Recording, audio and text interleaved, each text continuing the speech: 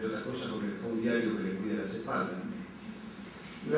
La verdad es que pasaron cosas tremendas dentro que no han sido contadas aquí. Algunas de esas cosas yo me gustaría describirlas, pero brevemente. Una de ellas es que se deja a su suerte el Alto Perú. El Alto Perú no interesa, es como que la ciudad de Buenos Aires, luego vendría un gran pensador argentino a decir que el problema de la Argentina es la extensión, cosa mía. Que no era tan malo como viste, por lo menos nos dejó la educación pública y gratuita, o sea que hay cosas para reconocer. Pero para él y para muchos de su generación, el problema de la Argentina es la extensión. Fíjense, ¿qué problema tiene Estados Unidos? ¿No? Es un problema tremendo el de Estados Unidos, que es un país que conquista el Pacífico, por ejemplo. Qué problema tremendo el de Rusia, ¿no? Qué problema el de China, ¿no? La verdad que si un problema de un país es la extensión, tenemos que revisar todo. Tenemos que plantearnos, es como un pensamiento invertido al revés. La otra gran tragedia, peor todavía que la pérdida del Alto Perú, tiene que ver, la acaba de escribir, la pérdida de la banda oriental, que fue el invento de Inglaterra, lograr un algodón entre dos cristales. Los cristales eran Brasil y Uruguay. Brasil quería la banda oriental, la banda oriental era la Argentina oriental. Los ingleses logran una mediación genial porque logran perjudicar a las Provincias Unidas y a Brasil al mismo tiempo. Y ahí está la famosa guerra de Brasil, la de la batalla de Ituzaingó, que se gana en los campos de batalla. No se gana contra los brasileños, eso es nuestro hermano. Se gana contra un emperador esclavista. Un emperador esclavista. Se gana en Ituzaingó, pero se pierde cuando un negociador que envía a Rivadavia, Manuel García, le concede todo, no a los brasileños, a la larga a los ingleses. Y ahí nace este país que le hace decir Artigas, luego transformado en prócer, este estado me he quedado sin patria. Hay una tragedia todavía mayor, la del Paraguay.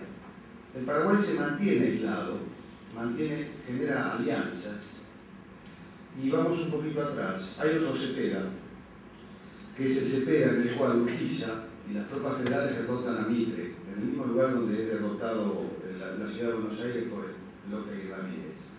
En ese Cepeda, el resultado de ese Cepeda es que las tropas federales que habían derrotado a Rosas encuentran un nuevo enemigo, que es la ciudad de Buenos Aires. Juntos se habían unido para derrotar a Rosas, pero se dividen y terminan enfrentados, como no podía ser de otra manera. Los terratenientes entrerrianos, encabezados por Urquiza o los del litoral, eran más débiles que los de la provincia y más débiles que la oligarquía comercial porteña. Gana el Cepeda, Urquiza, pero vuelve a ser derrotado en el campo de los negocios. Urquiza era un hombre muy valiente en el campo de batalla, entre otras cosas porque tenía una caballería invencible. Nunca fue vencida la caballería de Urquiza, pero lamentablemente sí fueron vencidos en el lugar donde Urquiza solía definir las negociaciones políticas, que era en el mundo de los negocios. Cuando uno va al Palacio de San José, que depende de la Secretaría de la Nación, ve por qué es tan rico. Porque lo que ganaba Urquiza en el campo de batalla terminaba negociándolo por ganado, vacas, dinero. Urquiza vuelve a pelear, se separa la Confederación de la provincia. Fíjense ustedes, yo hablaba de 4 países, se divide el virreinato en 4: banda oriental, Uruguay, Alto Perú, Bolivia, Paraguay está separado y Provincias Unidas. Bueno, si hubiera sido por Mitre, hay un quinto, Provincia de Buenos Aires. Los ciudadanos de Pilar, los ciudadanos de Buenos Aires, seríamos de un país llamado Buenos Aires, distinto, mucho más pequeño, ganadero, y estarían luego las Provincias Unidas. Urquiza pelea en Pavón, y en Pavón gana militarmente.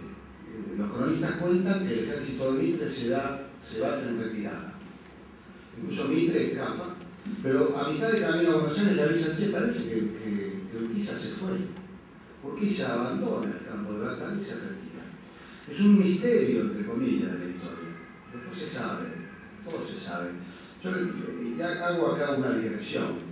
Cuando ustedes leen los diarios y no la cuentan cambiada, miren, la historia todo lo revela, porque existe como ciencia, y cuando se estudia la historia se demuestra lo que pasó. Urquiza volvió a preferenciar los intereses económicos a los políticos y es derrotado, no en el campo de batalla, es derrotado en definitiva cautiva no Urquiza, sino el pueblo del litoral, por el poderoso poder económico, el dinero de la ciudad de Buenos Aires, aliado al inglés. Ahí es donde gana Mitre Pavón, la gana en el campo de la mesa, no la gana en el campo de la casa. Y ahí se arma una unidad nacional, que es una unidad nacional que es un pésimo negocio para las provincias, donde se impone la hegemonía de Buenos Aires. Todo el país hay brotes de federalismo y de resistencia, y se produce un primer gran genocidio de la historia argentina. Se calcula, José María Rosa calcula en 60.000, 70.000 los muertos del campo federal. Son asesinados por las tropas de Mitre, cuyos caudillos, la mayoría de origen oriental, no chinos ni japoneses, sino uruguayos, del Partido Unitario Uruguayo, actúan como represores y son derrotadas todas las provincias por el poder no solo de la estrategia militar de Mitre, que era un pésimo estratega, sino porque Inglaterra a su vez provee al ejército porteño de las nuevas tecnologías militares. Gran tragedia argentina, genocidio. Se unifica la Argentina, pero detrás de Buenos Aires. Una explicación para entender también por qué hoy uno de cada 3 argentinos vive en el conurbano. Y el último de los dramas. De todos estos estados que conformaban el virreinato, el Paraguay, se mantiene autónomo. Esa autonomía le permite ser el primer país que tiene tren, ferrocarril, que fabrica locomotoras, tiene barcos a vapor propios, tiene una propiedad de la tierra distribuida, reforma agraria, tiene un ejército modelo, no tiene, por supuesto, tiene siderurgia, no tiene, por supuesto, esclavitud. ¿Quién es el gran enemigo del Paraguay? El Brasil. Esclavista. El Brasil es uno de los últimos países del mundo en decretar la libertad de los esclavos. El Brasil esclavista en plena expansión económica, con una economía cafetalera, esclavista, ve la amenaza de ese Paraguay al que se escapan los esclavos de Brasil. Buenos Aires debería haber jugado en la tradición hispanoamericana de alianza con su propia pertenencia, o sea, con Buenos Aires. Pero Buenos Aires siempre jugó mal.